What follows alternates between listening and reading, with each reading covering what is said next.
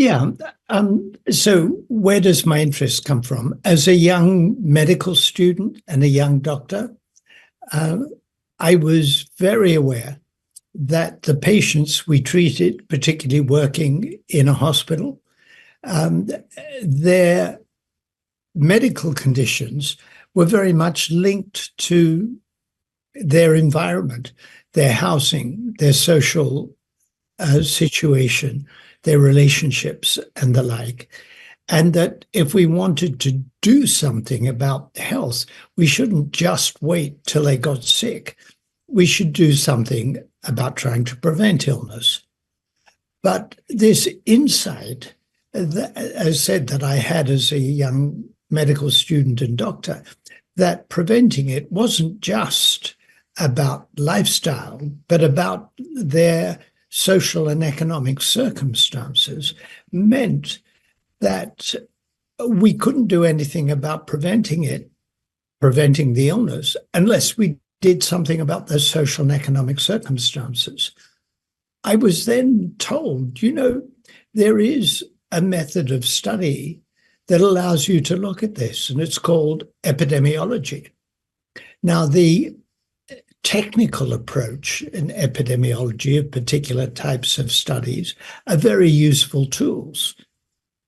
But it was very clear that the insights from economics, sociology, anthropology, psychology, basic biology were all crucial to understanding the distribution of disease in populations. The style of thinking, population thinking, is epidemiological, but the insights come from all these disciplines I've just mentioned.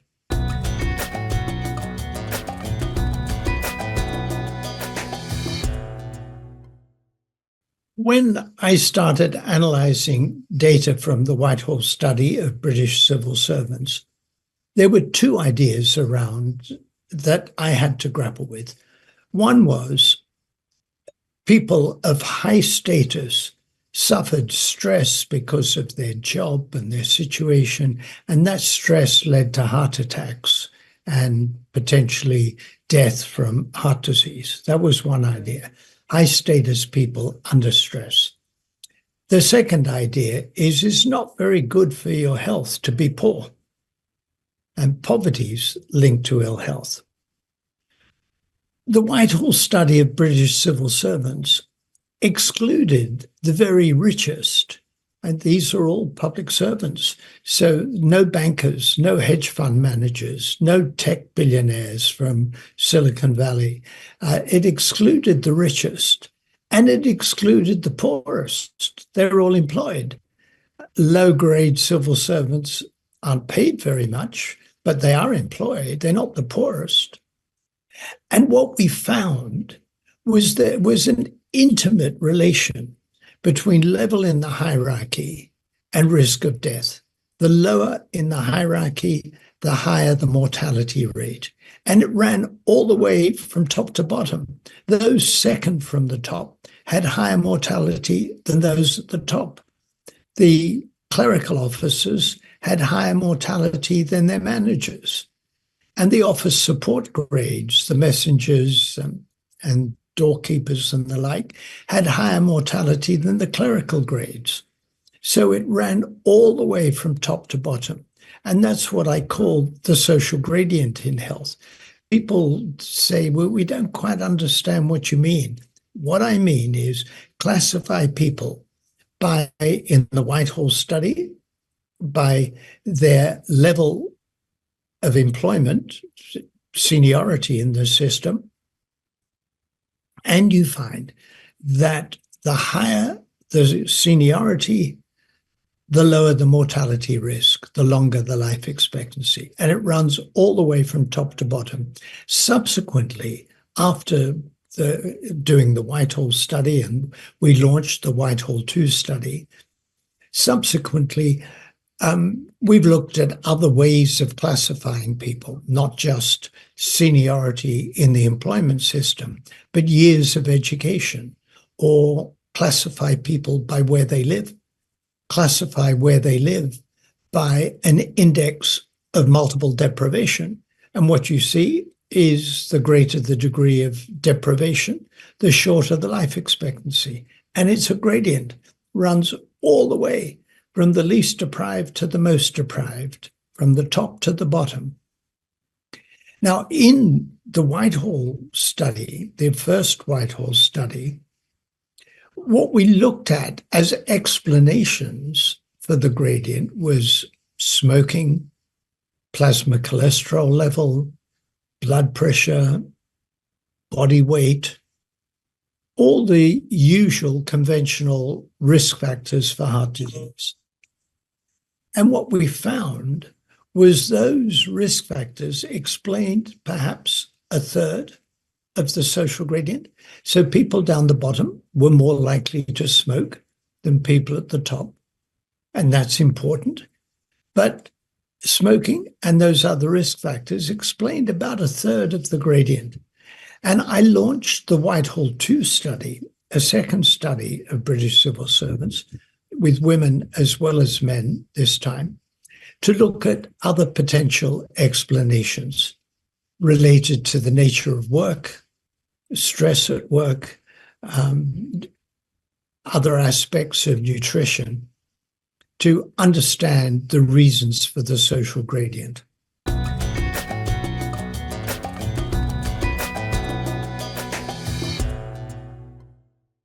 Well, the first thing to say is that if one is interested in the health of populations, as I am, it's totally bizarre to study fewer than half of the population. Women are a slight majority.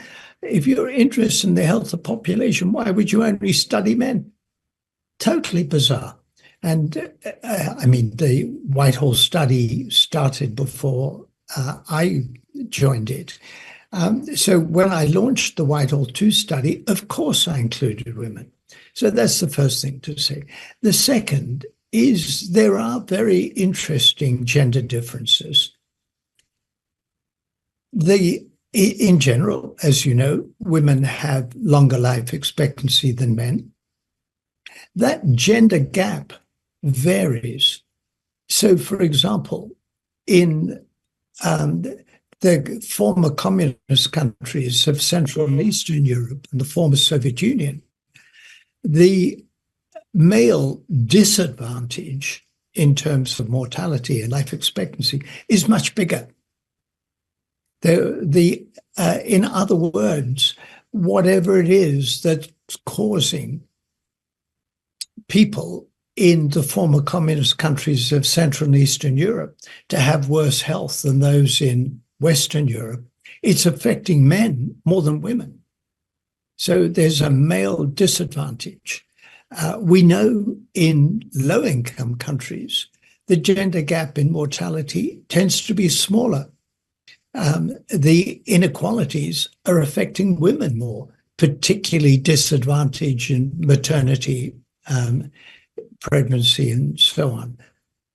So studying the gender gap can be very revealing about reasons for shortened lives in males and females, but also how they operate. So, for example, in Britain, after the government that we had in 2010, with its program of austerity, we saw a bigger impact on women than on men.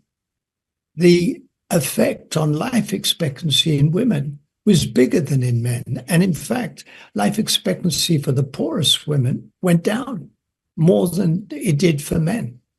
And one potential explanation is that probably about 2/3 of the cuts in spending associated with austerity affected women. So women were more affected. We're now doing work on racism and health. And the process of looking at so-called intersectionality is very important. So if you are a woman and Black and socially disadvantaged, Those all combine. It's more than having one of those alone. So for all those reasons, it's very important to look at both genders.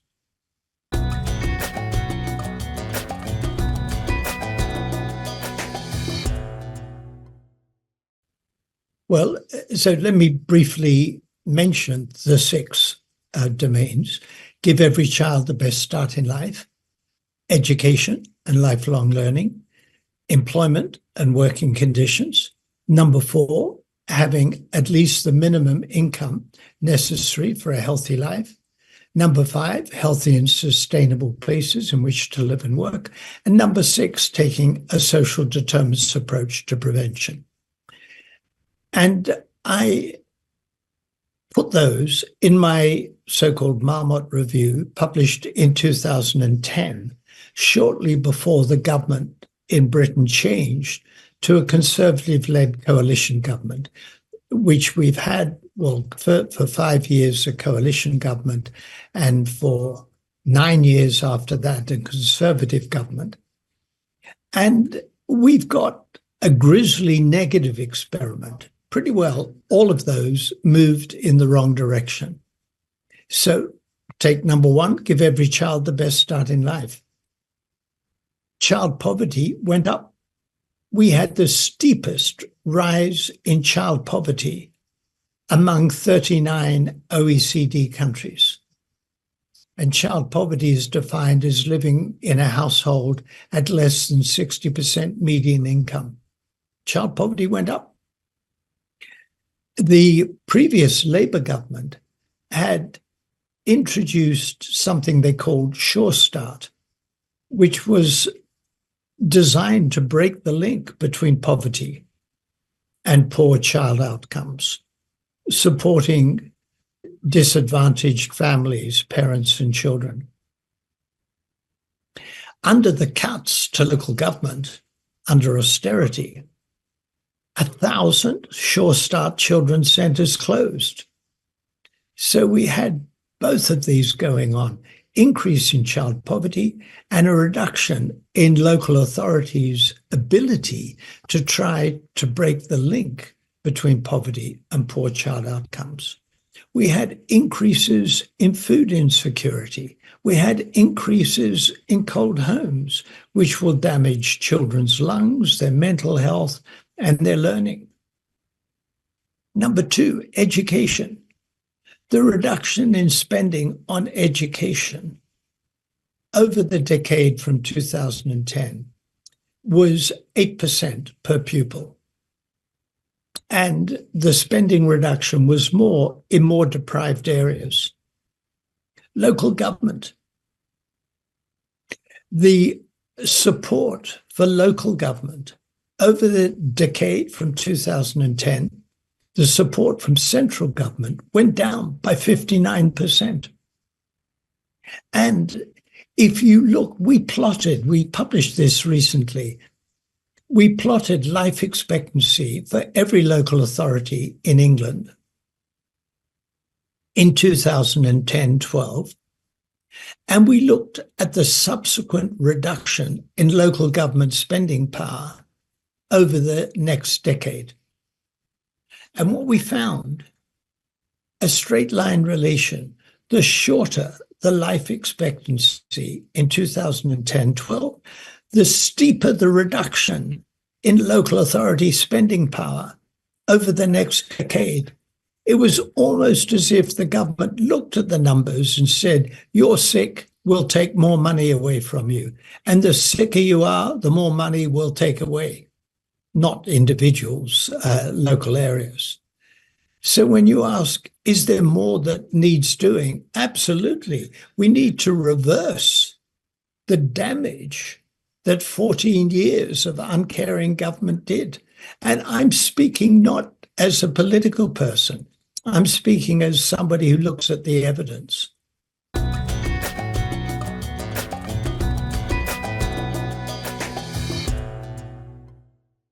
Well, again, talking about the British experience, And I hasten to add, we've been working globally, not just in Britain, but talking about the British experience. The English city of Coventry, after I published my report in 2010, the Marmot Review, they said, we want to become a Marmot city.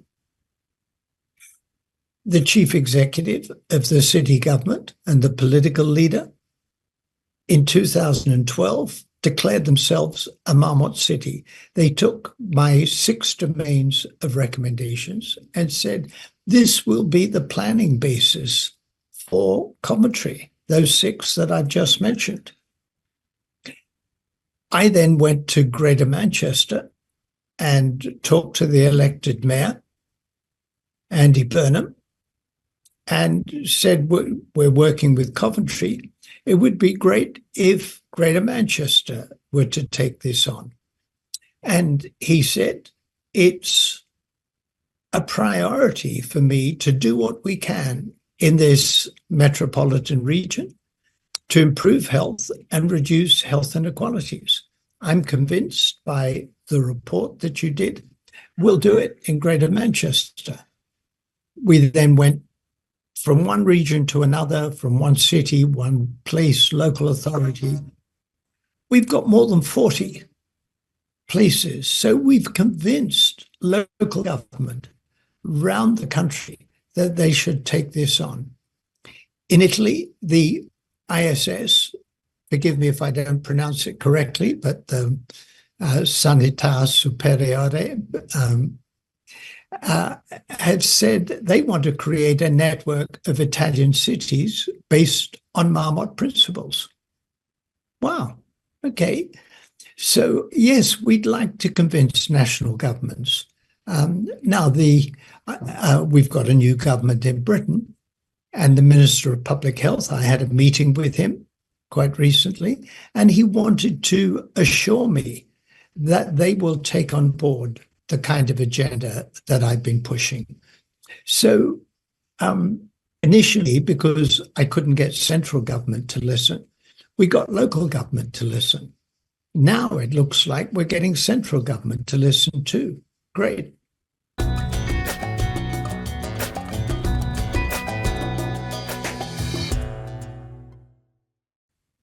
Two very important questions. We said from the beginning of the COVID-19 pandemic that it would expose the underlying inequalities in society and amplify them. And so it proved. And rich countries that did particularly poorly, like the UK and the United States, particularly poorly during the pandemic, had done poorly in health pre-pandemic over the previous decade. Both the US and the UK weren't doing well. So the first lesson is that to prepare for the pandemic, you've got to prepare for better health. And I've suggested, and I'm speculating now, I like to talk about when I have good evidence and when I'm speculating. I've suggested there are potential links between the poor health record pre-pandemic and the poor health record during the pandemic. And the first is poor governance and political culture. If you are not well organized, in Britain, after the Brexit vote, we had 5 prime ministers in 7 years, 7 ministers of finance, 7 secretaries of state for health. We were in chaos. We were not well organized.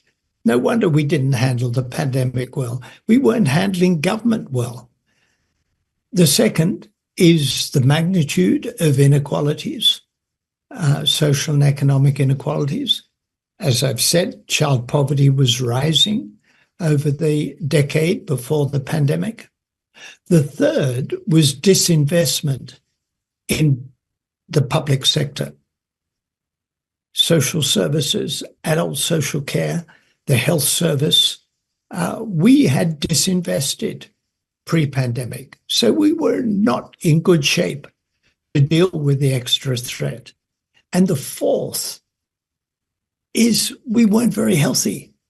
And the evidence suggests that sick people were more likely to suffer from COVID than people who were previously well. So that was one of my messages, quite apart from the specific pandemic planning, which takes good organization of government, this more general issue of taking the action to reduce social inequalities in health during non-pandemic times will put us in a better place to deal with pandemics when they come.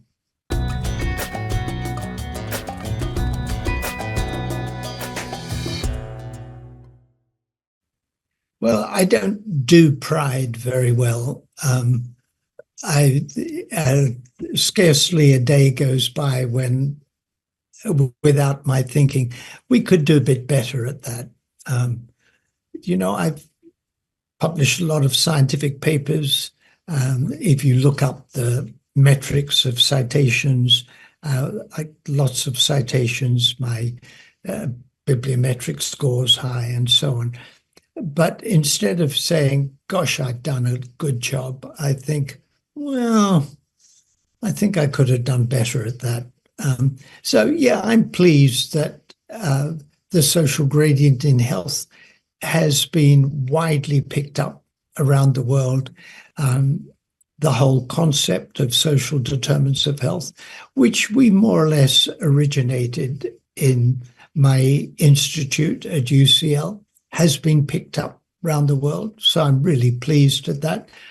And related to that, number two is all the work that I've been involved in really since I chaired the WHO Commission on Social Determinants of Health, is about implementation, is about taking the best research evidence and applying it. And I'm pretty pleased when I see people doing that. So, yeah, if you catch me on a bad day and you ask me, are you proud of that? And I say, oh, we could be doing better. And, it hasn't, and I mumble. But I'm pretty pleased that governments are listening, local government and others. If Italy really does pick this up, if other countries pick it up, I couldn't be more pleased.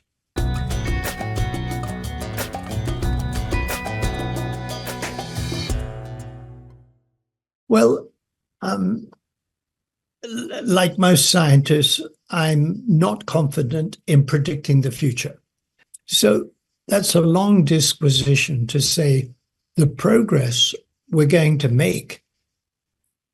And we've made enormous progress, and I don't just mean me and my colleagues, but the world in reducing global poverty, improving life expectancy. We've made enormous progress across the globe. Will that continue? A lot depends on what happens to politics, economic inequalities, tackling the environmental crisis of climate change. So we kind of know what we have to do. I just can't tell you whether we're going to do it.